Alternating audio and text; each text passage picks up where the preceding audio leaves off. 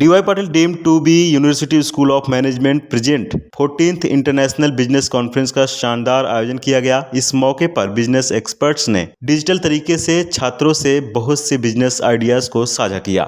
14th international business conference में विद्यार्थियों के 51 ग्रुप ने सहभागिता ली थी। इस कार्यक्रम में मुख्य अतिथि के रूप में गोदावरी के chairman Sameer Somaiya, mentor chairman IMC Navi Mumbai Jayant Khandekar, director and regional head EEPC India के Rajat Shrivastava, international trade adviser and analyst Harshvardhan Pareek व अन्य मान्यवरों का स्वागत किया गया। आए हुए मुख्य अतिथि ने इंटरनेशनल बिजनेस कॉन्फ्रेंस के बारे में विद्यार्थियों को संबोधित किया। एक्चुअली ये एक प्लेटफॉर्म है जिसमें हम लोगों ने बहुत बड़े इंडस्ट्रियलिस्ट और रिनोन्ड एजुकेशनलिस्ट को बुलाया है, जिससे वो लोग अपने एक्सपीरियंस और जो टॉपिक आजकल के हैं वो स्टूडेंट्स के साथ शेयर कर सकते हैं। स्टूडेंट्स भी वेरियस कॉलेजेस के आए हैं।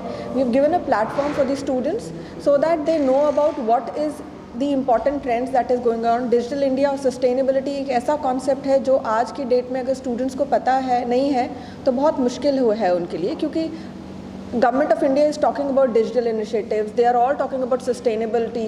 क्योंकि अगर हम अपना फ्यूचर देखते हैं तो if we don't adopt sustainability the future is not very bright. So that is why we have made a platform जहाँ पे स्टूडेंट्स और जो लोग एक्सपर्ट हैं इस चीज़ में वो दोनों आएंगे तो व्यूज़ शेयर कर सकते हैं अपने इस बारे में। बच्चों को इसलिए फ़ायदा होगा कि जो लोग ये काम अभी कर रहे हैं, जो इंडस्ट्री में हैं, वो अपना एक्सपीरियंस शेयर करते हैं कि हम कैसे जो डिजिटल टेक्नोलॉजी है और सस्टेनेबिलिटी है वो कैसे इम्प्लीमेंट कर रहे हैं। सो दे शेयर देयर ओन एक्सपीरियंस और क्या एग्जैक्टली करना है, क्योंकि बुक में हम सब पढ़ते हैं बट एक्चुअल में जैसे करना है they are all telling them so that the students are able to apply. जब वो अपने फ्यूचर में अप्लाई करना चाहें तो वो अप्लाई कर सकते हैं। इसका बेसिकली उद्देश्य ऐसा है कि डिजिटल जो ट्रांसफॉर्मेशन इंडिया में भी हो रहा है वो सबके सामने आना चाहिए। डिजिटल ट्रांसफॉर्मेशन के बहुत मायने हैं, जैसा अभी मैंने बताया था, उसमें 17 सेक्टर्स है और 169 टोटल अंडर वर्टिकल्स है कि जो बड़े बड़े प्रोग्राम्स डिज़ाइन किए गए। दे आर ऑल फॉर नई पीढ़ी के लिए है ऑफ कोर्स, और वो उद्देश्य लोगों के सामने आना चाहिए। और उसके साथ साथ जो सप्लाई चेन मैनेजमेंट है, यानी कोविड के बाद जो डिस्टर्बेंस आ गया है कि लोगों को समय पर जो चीज़ नहीं मिल रही है उसका अल्टरनेटिव ढूंढना है, उसके एक से ज़्यादा 2 सप्लायर रखने, तो उसमें जो कठिनाई आती थी वो उसमें से कैसे हम लोग पार करें, उसके ऊपर कोई प्रकाश डाले और सब एक्सपर्ट्स जो जमा हुए वो लोगों को गाइडेंस देवे। और जो लिसनर्स हैं, हमारे स्टूडेंट्स हैं, जो आगे की पीढ़ी है, जो इंडस्ट्री में आने वाली है या नौकरी से करके कोई बेस्ट पोजीशन से लोगों को कोई मैसेज देने वाली है, उनके लिए थोड़ा नॉलेज बढ़े। That is the motive, that's what I feel. हर एक प्रोग्राम के पीछे जिसके लिए कर रहे हैं, जो बेनिफिशियरीज है, उसका आइडेंटिफिकेशन होना चाहिए, उसके अनुसार टॉपिक होना चाहिए, उसके अनुसार वो लोग भी आने चाहिए, और जो वक्ता है वो भी उसमें जो माहिर है वो डिलीवर करेंगे तो लोगों को कंटेंट और एक पेट भर खाना कैसा होता है वैसा एक समाधान चेहरे पर ऑटोमेटिकली दिखता ही है। आज digital India, sustainable development goals और सप्लाई चेन पर बात करने के लिए, तो हमने तो पहले ये बात की कि आज जिस ज़माने में भारत है वो 20-30 साल से बहुत ही अलग है। आज हमारी अर्थव्यवस्था पूरे विश्व में 5वें स्तर पर है और 4-5 सालों में शायद 3रे स्तर पर पहुंच जाएगी। तो आज का जो जवान है वो बहुत ही आत्मविश्वास से बाहर निकल रहा है। और दूसरी अगर बात हम देखें तो भारत ने अभी डिजिटल इंडिया पर बहुत ही जोर दिया है। तो जैम ट्रिनिटी जो कहते हैं, जनधन, आधार और मोबाइल इंटरनेट, वो तो ये सब देखने से जनधन को देखें तो अभी 50 करोड़ नए बैंक अकाउंट जो पहले लोग अनबैंक थे उनको बैंकिंग में लाया गया है।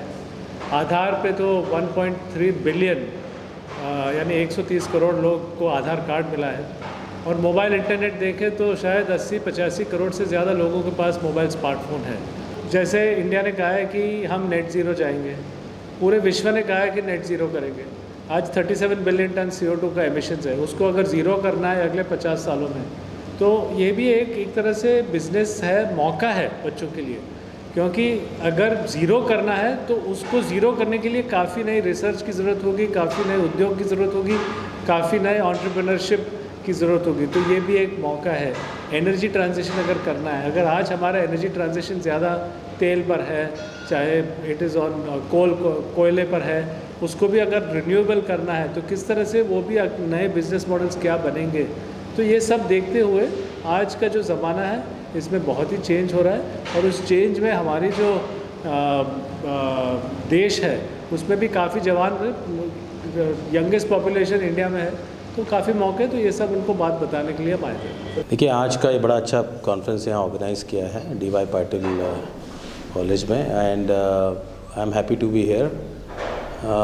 आज के स्टूडेंट्स को ये इस कॉन्फ्रेंस से ये जानने को मिलेगा कि आने वाले टाइम में क्या नई अपॉर्चुनिटीज़ अवेलेबल हैं डिजिटल इंडिया में, या आप बोलें कार्बन फ्री वर्ल्ड में, और नई नई टेक्नोलॉजी लाइक आर्टिफिशियल इंटेलिजेंस में वो कैसे एक्सेल कर सकते हैं।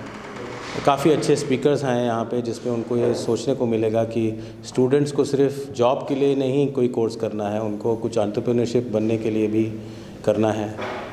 मेरा जो आइडिया जो मैंने दिया वो इंटरनेशनल मार्केट में नए मार्केट्स को कैसे कैप्चर करना, क्या क्या प्रोडक्ट्स हैं जिसमें हम इंडिया और आगे जा सकता है, जिसमें हमारा जो शेयर है इंडिया का वो वर्ल्ड ट्रेड में 5% तक पहुँचे, और हमारी जो इकॉनमी है जो अभी बहुत ही जल्दी 3rd बिगेस्ट इकॉनमी हो जाएगी, और उसकी जर्नी में किस तरह से एक्सपोर्ट्स को $5 ट्रिलियन इकॉनमी में से $1 ट्रिलियन एक्सपोर्ट्स हो जाए, वो हमारा टारगेट है। जिसमें हम लोगों को भारत को ये चाहिए कि नए स्टूडेंट्स आके जो अभी ग्रेजुएशन कर रहे हैं वो आके इसमें जुड़ें और भारत का एक्सपोर्ट बढ़ाएं।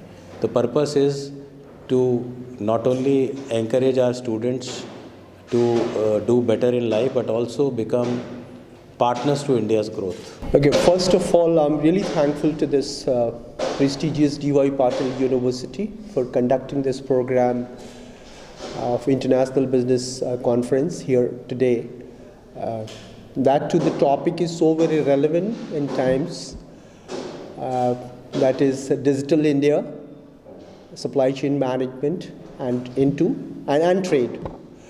This is the topic which is what is needed to be understood, comprehended, and practiced by our young generation today to make our globe more and more sustainable. This kind of conference plays a very important role in bringing in the industry, the academia, and the students, opening their mind towards the opportunities which are available through technology intervention today. Of course, India is far ahead in terms of technology advancement, in terms of technology innovation. However, we need to put more emphasis through these kind of conferences towards building more and more entrepreneurial resources amongst our students through innovation. It's innovation only which is going to be helping our students and our young generation to become a prospective ideator and innovator, to meet the challenges which is what is going to be coming in future, or today what we are facing. It gives me a great pleasure to be here for the 14th International Conference on International Business. Okay, this is our 14th successful year. From past 14 years, we have been organizing such conferences with the intention of holistic development of all our students. हमारे यहाँ पे जो छात्र आते हैं उनका सर्वांगीण विकास हो, इसलिए हम ऐसी कॉन्फ्रेंसेस का आयोजन हमेशा करते हैं। इस बार जो हमारी थीम है वो टेक्नोलॉजी और इनोवेशन के संदर्भ में है, and it feels nice that we have eminent personalities like Honorable Mr. Sameer Somaiya sir, who's a great industrialist and who's also in the field of education. The insights that he has shared today in the conference are definitely helpful to all the students who are present over here. There are almost more than 280 students who have participated in this conference. You can see the auditorium is completely full with the students. जैसे कि आप देख रहे हैं, हम लोग सब यहाँ पे 14th इंटरनेशनल IB कॉन्फ्रेंस के लिए सब इकट्ठा हुए हैं।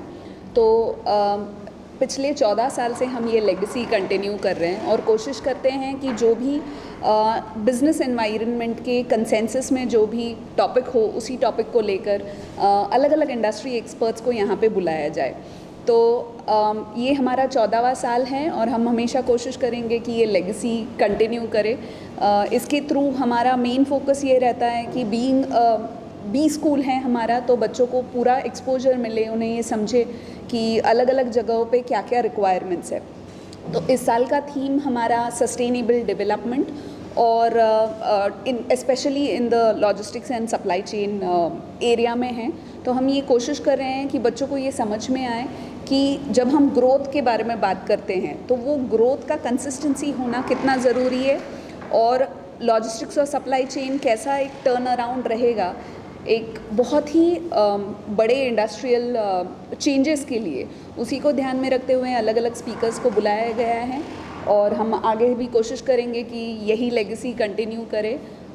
280+ स्टूडेंट्स यहाँ पे इंटरेस्टेड आए हैं और हम आशा करते हैं कि इसी ग्रोथ को लेकर हम आगे भी ऐसे ही अच्छी कॉन्फ्रेंस करते रहें। DY Patil deemed to be university school of management present 14th international business conference का चैनल पार्टनर आवाज टुडे को भी मोमेंटो देकर सम्मानित किया गया। इस कार्यक्रम की विशेष जानकारी देते हुए डॉक्टर माधुरी कदम ने अपना मनोगत व्यक्त किया है। We have some parameters like our subject is digital India, right?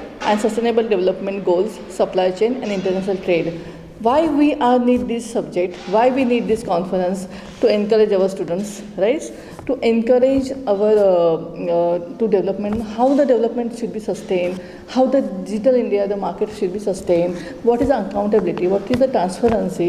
Our speaker, as you are aware, Samir Somaya sir came, then our IMC chairman also came, Navi Mumbai and even Mumbai, right? So they are giving the brief idea about how the business should be sustained, how the digital India is reformed, how the young generation will develop their own business, right? So these are the various parameters we explain in the conference, and we are grateful. Total 250 students are participant, and even we have the case study competition that is on the 7th October, which held on. So 51 groups are present in the conference, and our DY Patil University School of Management each and every year organize this case study as well as the International Business Conference. Video journalist Musahid के साथ पंकज बेनवंशी की report, आवाज today, Navi Mumbai.